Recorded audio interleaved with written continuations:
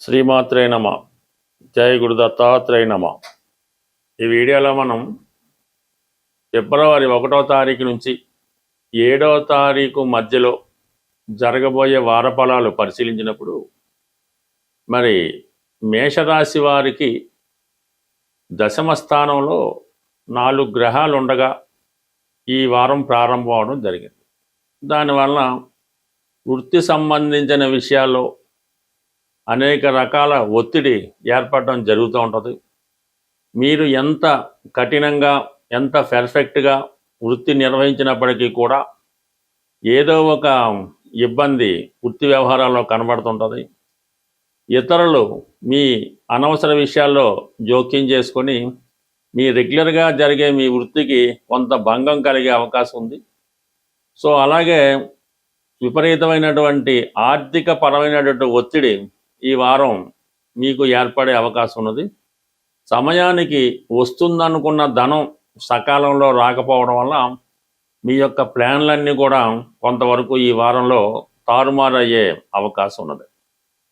అయితే ఇదే వారంలో బుధుడు ఫిబ్రవరి 3వ తారీఖున దశమ స్థానం నుంచి 11వ స్థానంలోకి రావడం జరుగుతుంది.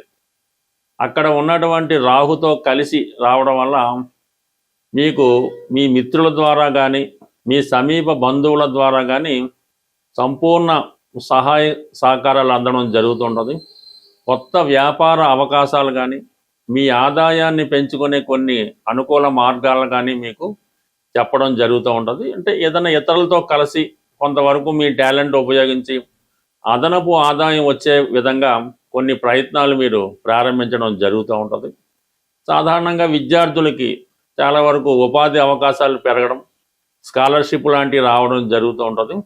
అలాగే సాధారణంగా మీకు మీ బంధువుల దగ్గర నుంచి కానీ మిత్రుల దగ్గర నుంచి కానీ ఎస్పెషల్లీ మేనమామల దగ్గర నుంచి కానీ అంటే తల్లిదండ్రు బంధువుల నుంచి మీకు ఏమైనా ధనం రావలసి ఉన్నా అది ఈ సమయంలో మీకు రావడం జరుగుతుంటుంది. మీలో ఉన్నటువంటి నైపుణ్యానికి తగిన గుర్తింపు అది రావడం జరుగుతుంటుంది.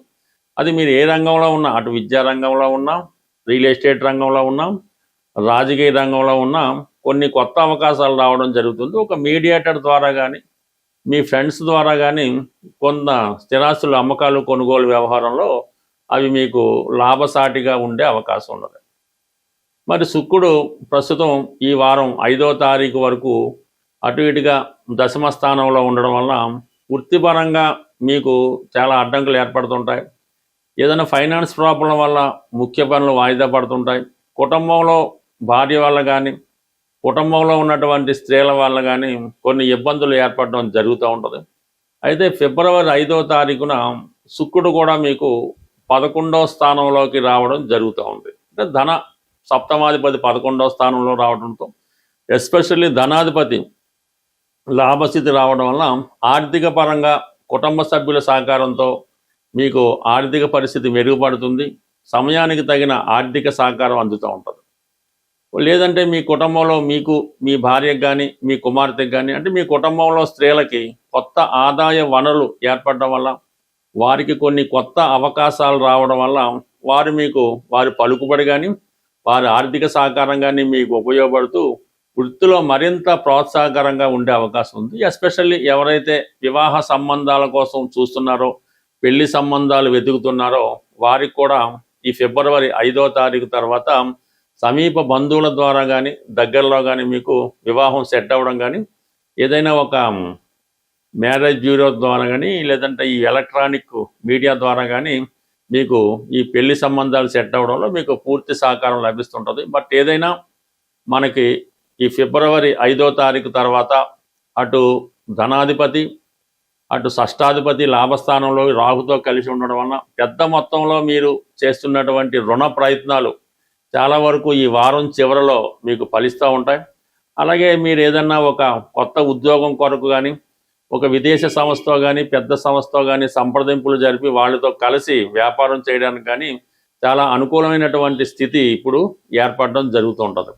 బట్ ఏదైనా అన్ని విషయాలు అనుకూలంగా ఉన్నప్పటికి కూడా 12వ స్థానంలో శని భగవానుడి కారణం వల్ల మీరు ఏదైనా డబ్బు ఒకరికి ఇవ్వడం వల్ల కానీ దేంట్లో పెట్టుబడి పెట్టడం కానీ చేయడం వల్ల అది లాంగ్ టర్మ్ ఇన్వెస్ట్మెంట్ అవుతుంది తప్ప తొందరగా రొటేషన్ అయ్యే అవకాశం అయితే ఉండదు. అంటే ఇమీడియట్గా 2 నెలలకో 3 నెలలకో మళ్ళీ మార్చుకుందామంటే మాత్రం అది అవ్వదు.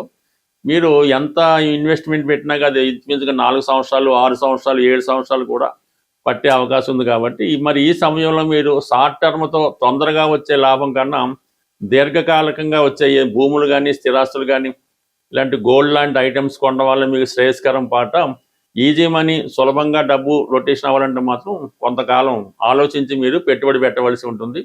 తొందరగా పెట్టుబడి పెట్టడం వల్ల కొంత నష్టం కూడా జరగవచ్చు. కాబట్టి ఈ విషయంలో చాలా జాగా ఆలోచించడం మంచిది. బట్ ఏదైనా ఈ విషయంలో ఎవరో ఒకరు మీకు వెనక నుండి సంపూర్ణంగా సలహాలు ఇవ్వడం వల్ల వారి యొక్క సలహాతో మీరు ఆటోమేటిక్గా అభివృద్ధికరంగా ముందుకు వెళ్ళే అవకాశాలు ఉన్నాయి. ప్రస్తుతం ఉన్నటువంటి ఆర్థిక పరమైనటువంటి సమస్యల నుంచి, నిరుద్యోగ సమస్యల నుంచి, రుణాల నుంచి బయటపడాలంటే కొన్ని పురాతన రెమెడీలు మీకు తెలియజేయడం జరుగుతూ ఉంది.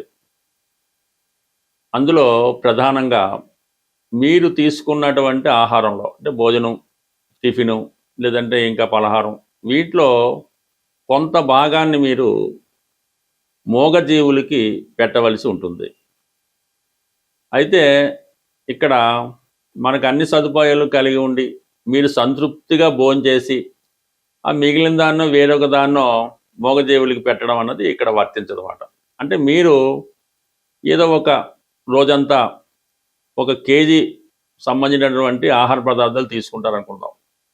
అప్పుడు మీరు ఒక 800 గ్రాములతోనే సరిపెట్టుకొని మిగతా 200 గ్రాములు అది మూగజీవులకో వేరెవరికో ఇవ్వడం వల్ల ఆ ఫలితం మీకు వస్తుంది తప్ప మీ సంతృప్తిగా తింటూ ఆ మిగిలింది ఇవ్వడం వల్ల పెద్దగా ఉపయోగం ఉండదు. అంటే మన ఆహారంలో మనకి భగవంతుడు కేటాయించిన ఆహారంలో కొంత భాగాన్ని వాళ్ళకి కేటాయించడం, మనం కొంత ఆకలితోనో అసంతృప్తితో ఉండడం వల్ల ఆ ఫలితం మీకు రావడం జరుగుతూ ఉంటుంది. ఇది కామన్గా తెలుసుకోవాల్సిన విషయం. అలాగే ఏదన్నా ఈ సిటీలో అది మనం ఏదన్నా టెంపుల్కి వెళ్ళినప్పుడు దేనికి వెళ్ళినప్పుడు అక్కడ అంటే ఏదైనా దైవ సంబంధించిన కార్యక్రమాల్లో కానీ దేవాలయాల్లో కానీ మనకి ఎవరన్నా ఈ పెళ్ళికో వాళ్ళ యొక్క బర్త్డేకో ఆహ్వానించి భోజనం అది పెడతా ఉంటారు. ఆ సమయంలో అంటే ఇలాంటి వాటిలో మీరు వెళ్ళి అక్కడ భోజనం చేయవచ్చు. అంతేగాని ఎక్కడ పడితే అక్కడ బయట భోజనాలు పెడతా ఉంటారు. ఏదో అక్కడ టెంపుల్ దగ్గర ఇంకో చోట ఇంకో మండల వారో అది సాధారణంగా మీరు అటువంటి భోజనం అన్నది బయట అటువంటి భోజనం అన్నది ఆహ్వానం లేని భోజనం కానీ అనాచితంగా పెట్టే భోజనం కానీ ఏదైనా ఒక సంస్కారం కలిగే వ్యక్తులు అంటే వాళ్ళు బతకగలరు, మనకు ఆదాయం ఉంది, ఆ పూట భోజనం మనం చేయగలం అనుకున్న వాళ్ళు సాధ్యమైనంత వరకు అది అవాయిడ్ చేయడం మంచిది. అంటే అది ఇంకో వాళ్ళకి పొందడం జరుగుతూ ఉంటుంది. మీకు అవకాశం ఉంది కాబట్టి మీరు మీ యొక్క ధనంతో ఏ హోటల్లోనో ఇంకో చోట భోజనం చేయడం వల్ల ఆ ఫలితం రాదు. కానీ ఇలాగా ఫ్రీగా పెట్టే భోజనం చేయడం వల్ల అది కూడా మీకు భగవంతుడు మీకు రావాల్సినటువంటి పుణ్య ఫలితాన్ని అది ఇబ్బంది పెట్టడం జరుగుతూ ఉంటుంది. ఇది కూడా సాధారణంగా గమనించడం మంచిది. అయితే సాధారణంగా ఇది ఎక్కువగా ఈ గుజరాత్ ఉత్తరాది ప్రాంతాల్లో పాటిస్తూ ఉంటారు. మనం ఉద్యోగంలో సక్సెస్ రావటం లేదు, వృత్తిలో సెటిల్ అవ్వటం లేదు, ఆర్థిక పరంగా ఇబ్బందులు ఉన్నాయి అనుకున్నప్పుడు ఒక తెలుపు రంగు టోపీ తల మీద ధరించడం వల్ల వృత్తిపరమైన ఇబ్బందులు తొలగడం జరుగుతూ ఉంటుంది. అంటే మన వృత్తి విషయాల్లో దశమ భావం అన్నది మన తల చెప్తూ ఉంటుంది అన్నమాట, హెడ్. అందుకని మన పని పూర్తయిన తర్వాత మొక్కుకొని తలనీలా ఇవ్వడం జరుగుతూ ఉంటుంది.